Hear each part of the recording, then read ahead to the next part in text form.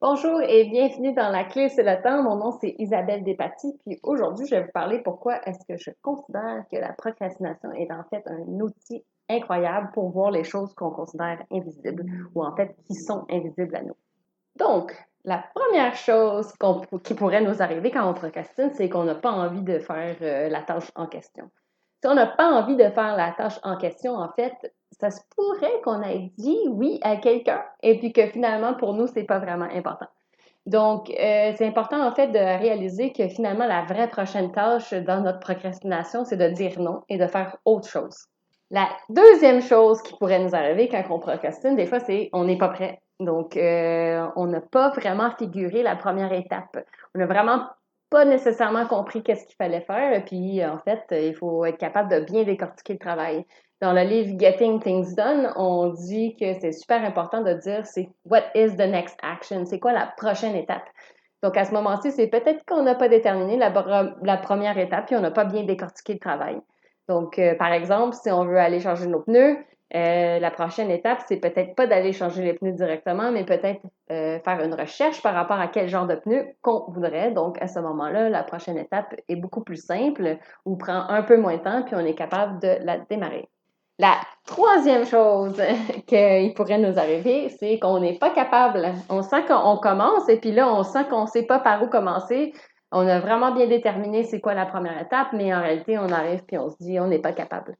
En fait, la première étape en réalité, ça serait d'aller chercher de l'aide ou de faire un tutoriel ou apprendre des choses. Donc, la première étape, quand on n'est pas capable, c'est d'aller se faire aider puis de découvrir en fait que finalement, on pensait qu'on était capable, mais finalement, on ne l'est pas.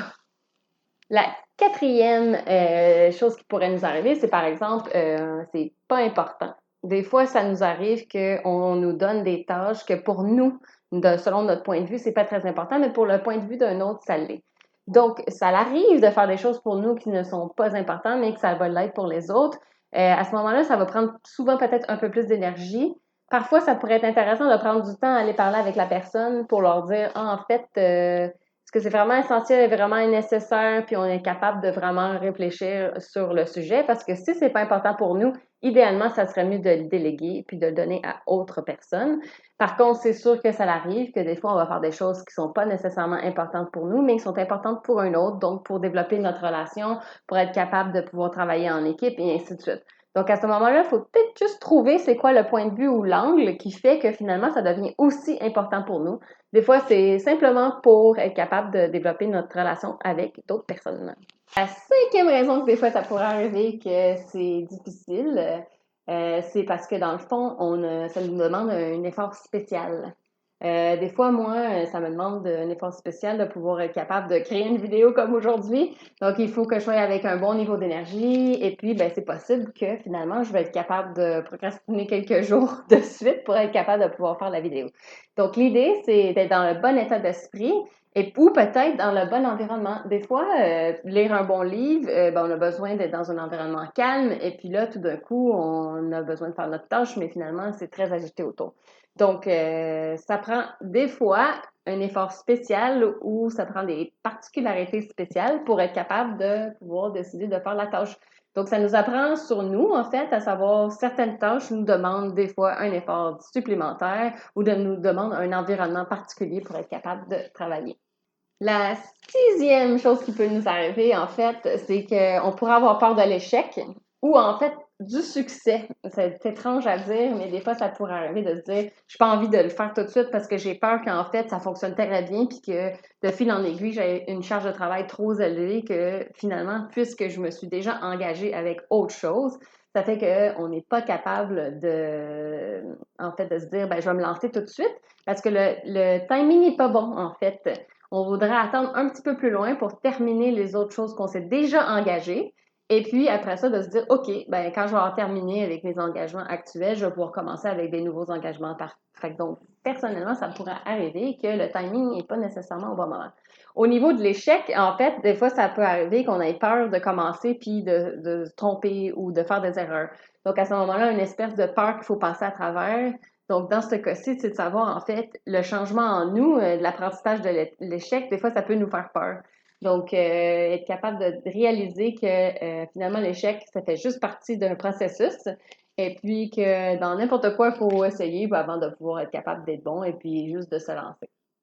La septième raison pour laquelle des fois ça arrive qu'on procrastine, c'est en fait on doute. On doute que l'idée est bonne, on doute que l'idée est pas assez développée, on doute que le travail qu'on va faire ou on va mettre en avant est pas nécessairement assez bien travaillé pour être capable d'y arriver. Ben bon, l'idée c'est quand on doute, des fois c'est dû à la peur, donc il faut faire attention par rapport à ça. Mais des fois c'est vrai qu'on doute puis qu'on a besoin de réfléchir plus avant d'investir plus. Donc, à ce moment-là, ce serait d'en parler avec d'autres, essayer de voir qu'est-ce qui pourrait vous faire réfléchir pour aller plus loin. Donc, des fois, même, ça arrive que finalement, on doute parce qu'on sent que ça vaut pas la peine et puis qu'il faut justement pas le faire parce que finalement, c'est pas si important pour nous. Puis, la dernière chose qui pourrait arriver, en fait, quand on procrastine, selon moi, c'est des fois, c'est tout simplement, on n'a pas le temps. On a tellement mis de choses dans notre to-do list, puis tout d'un coup, finalement, on n'a pas le temps. Ce qui est tout à fait normal, ça arrive aux meilleurs organisateurs de ce monde. Des fois, on en met trop. Il y a eu des surprises qui sont arrivées dans notre journée et puis finalement, ben, on a décidé de faire la surprise et donc, ce qui fait qu'il y a moins de temps et puis qu'il va falloir pouvoir reporter. Puis, il ne faut pas s'inquiéter de reporter des choses, c'est normal. Si on commence à reporter plus souvent, ben, peut-être qu'il y a une des autres raisons pour laquelle, en fait, on procrastine. Donc, si on se rend compte qu'on procrastine, c'est important de réaliser qu'il y a plusieurs raisons pour lesquelles on pourrait procrastiner. Des fois, c'est parce que c'est pas important. Parfois, c'est parce qu'on n'a pas la bonne énergie ou le bon environnement. Puis des fois, c'est parce que c'est pas le bon timing. Donc, la procrastination, c'est un super outil. Puis on doit l'utiliser pour apprendre à s'écouter puis à se connaître. Donc, pour moi, je vois pas la procrastination comme un problème, mais plutôt comme un outil que j'utilise à tous les jours pour être capable d'aller plus loin puis d'apprendre à me connaître plus. J'espère que ça vous a plu. Et si c'est le cas, je vous invite à vous inscrire à mon blog, laclé-c'est-le-temps.com ou à mon podcast.